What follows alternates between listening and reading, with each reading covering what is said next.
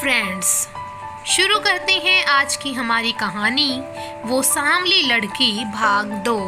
साथ ही अगर कहानी पसंद आती है तो वीडियो को लाइक करें और मेरे चैनल ढेर सारी कहानियाँ को सब्सक्राइब करें। तो आइए शुरू करते हैं। वो पापा को फोन करने लगी, तभी मानिक ने हाथ पकड़ उसे घसीट लिया। चल जल्दी। और नंदिनी और मानिक दोनों शिवानी को लेकर चल दिए। वह आज खुश थी कि मानिक का साथ उसे भाने लगा था। कुछ पल ही सही, पर उसे पता था कि जो उसके दिल में पनप रहा है वो एक भ्रम ही है। मानिक शिवानी से प्यार करता है, वह तो बस एक जरिया है दोनों को मिलाने भर का। नंदिनी को उस भ्रम से प्यार होता जा रहा था। वह चाहती थी यह भ्रम लंबा चलता रहे और इसी भ्रम में वह जिंदगी गुजार दे। नंदिनी की सोच तब टूटी जब शाम के 6 बज गए, घर जाने का समय हो गया था। अब यह आए दिन की बात होने लगी थी। वह खुशी से उन दोनों के प्लान का हिस्सा बनने लगी थी, या यूं कहें इंतजार करने लगी थी। धीरे धीरे उसे मानिक को जानने का मौका भी मिला। वह सच में शिवानी से प्यार करता था, पर शिवानी, उसे लगता था वो शिवानी बन जाए और मानिक उसे प्यार करे, पर वह तो शिवानी के आसपास भी नहीं थी। उसे कभी कभार शिवानी से जलन भी होती। उसने एक बार समझाया भी था शिवानी को कि मानिक सच में उसे चाहता है और वह उसके साथ खिलवाड़ मत करे। और शिवानी ने भी कह दिया था, बड़ा दर्द हो रहा है उसके लिए, तू ही शादी कर लेना। उस दिन नंदिनी के होंठ भी कह उठे, काश कर पाती। शिवानी अपने गुरूर में इतनी मस्त थी कि उसे नंदिनी के शब्द सुनाई ही ना दिए। कॉलेज का आखिरी साल भी आ गया। इसके बाद सबकी राहें जुदा होने वाली थी। कोई नौकरी तो कोई शादी तो कोई आगे पढ़ने जाने वाला था। सबके जिंदगी के अपने अपने प्लान थे। नंदिनी तो बनी ही पढ़ने के लिए थी, या यूं कहें इसके अलावा उसके पास चारा ही नहीं था। शिवानी तो किसी रईस से शादी कर सेटल होना चाहती थी और मानिक कभी कुछ बताता नहीं था। और नंदिनी को बताए भी क्यों? नंदिनी ने एक बार पूछा था, तुम आगे क्या करना चाहते हो? तो उसने कहा था, सीक्रेट है यह तो। सबके जुदा होने का समय आ गया था। नंदिनी आज बहुत उदास थी। अब उसे डर था कि मानिक से वह अब नहीं मिल पाएगी, पर मानिक उसका था ही कौन? एक भ्रम ही तो था। उसे इस भ्रम से निकलना ही होगा। उसका एडमिशन भी ऑस्ट्रेलिया की टॉप यूनिवर्सिटी में हो गया था और वह ऑस्ट्रेलिया चली गई। शायद इन सबसे दूर वह खुद भी जाना चाहती थी।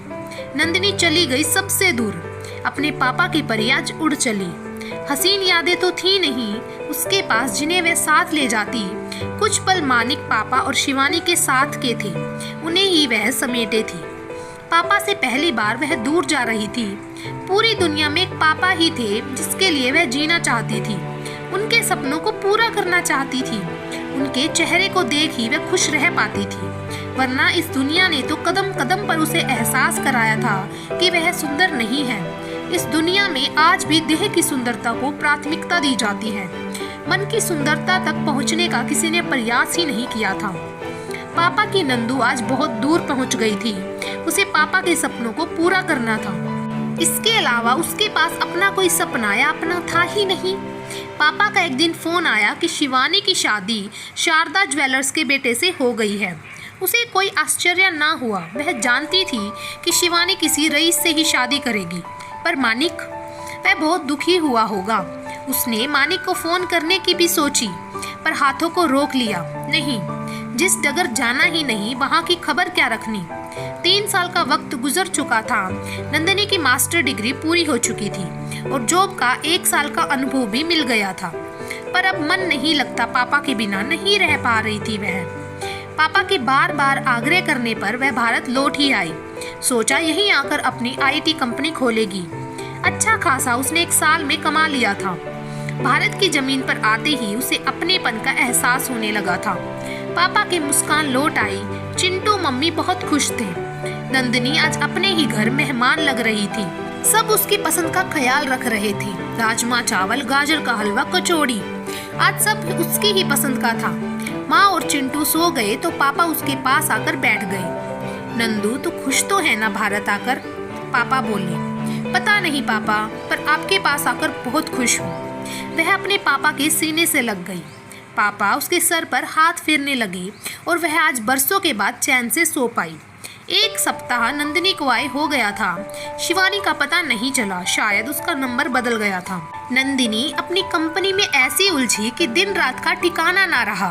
पापा और चिंटू ने भी कोई कसर नहीं छोड़ी और आखिरकार 3 महीने की मेहनत रंग लाई। नंदू ने अपनी खुद की कंपनी खोल ही ली, 10 लोगों का स्टाफ भी रख लिया। अभी कमाई नहीं होती पर सबकी सैलरी निकल ही रही थी। सब कुछ बढ़िया चल रहा था, पर नंदिनी को लगा कि वह सब कुछ नहीं संभाल पा रही है।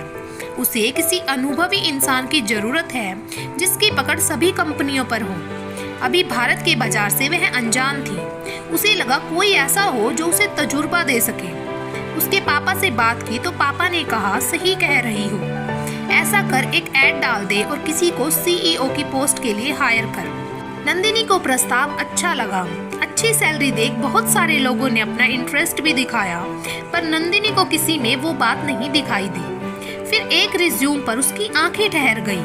मनिक मल्होत्रा का नाम देख नंदिनी पुरानी यादों में खो गई। सब कुछ चलचित्र की तरह उसके सामने चलने लगा। तो क्या यह वही मानिक होगा? क्या वो मानिक से फिर से मिल पाएगी? यह एहसास ही से गुदगुदा रहा था। अपनी भावनाओं को कंट्रोल कर उसने रिज्यूम पर दिए नंबर पर कॉल किया और उसे बुला लिया। आज मानिक सच में उसके सामने था। वह मानिक को देख बहुत खुश थी और वो भी ज्यादा स्मार्ट हो गया था। मानिक ने ही बात छेड़ी, नंदू, मैं जानता था ये तेरी कंपनी है। मैं तेरे लिए बहुत खुश हूँ। अंकल ने मुझे सब बता दिया था कि तूने किसी की हेल्प चाहिए, तो आज तेरा कर्जा उतारने आ गया हूँ। तूने मेरी पहले बहुत मदद की है। तू ठीक समझे तो मुझे रख ले, और हाँ, पहले मेरा इंटरव्यू जरूर ले ले। नंदिनी मानिक को देखे ही जा रही थी। वह अभी भी उसे नहीं भूला था, पर शिवानी, उसने अभी बात करना ठीक नहीं समझा। हाँ, मानिक को नौकरी मिल गई और नंदिनी को साथ ही। दोनों की मेहनत रंग ला रही थी।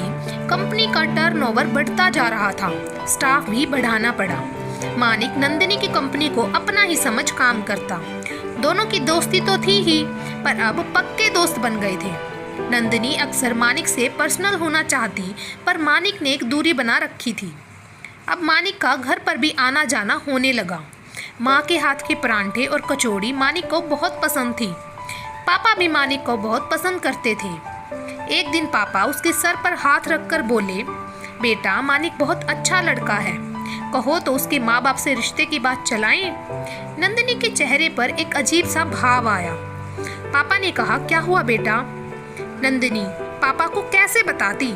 बस इतना ही बोली, पापा अभी नहीं, अभी तो मुझे बहुत कुछ करना है, अभी से जिम्मेदारियों के बंधन में नहीं बंधना। पापा तो चले गए, पर नंदिनी को सोचने पर मजबूर कर गए। क्या ऐसा हो सकता है? क्या उसका बरसों का देखा सपना सच हो सकता है? क्या मेरे जैसी सावली से? इतने सारे सवालों के जवाब के घेरे में नंदिनी फंसती चली गई और सो गई। सुबह जब वो आपस में टकराए तो नंदिनी उसे निहारने लगी। मानिक ने ही टोका, नंदिनी जी, काम कर लें। नंदिनी ने मस्ती के अंदाज में कहा, आज काम का मन नहीं है, कहीं चलें? मूवी, बाहर ही लंच करेंगे। मानिक उसको देख रहा था कि कौन सा रूप है ये नंदिनी का, पर मना नहीं कर पाया। आज दोनों पुराने दिनों को याद कर रहे थे। कितने हसीन पल थे। मानिक आज बताता रहा और नंदिनी सुनती रही। तेरे जाने के बाद मैं भी दूसरे शहर मास्टर डिग्री के लिए चला गया। पहले तो शिवानी से फोन पर बात हो जाया करती, फिर समय के साथ कम होती गई, और फिर एक दिन उसने अपनी शादी का कार्ड डाला। नंदिनी बोली, तुम्हें तो बहुत बुरा लगा होगा, गुस्सा भी आया होगा।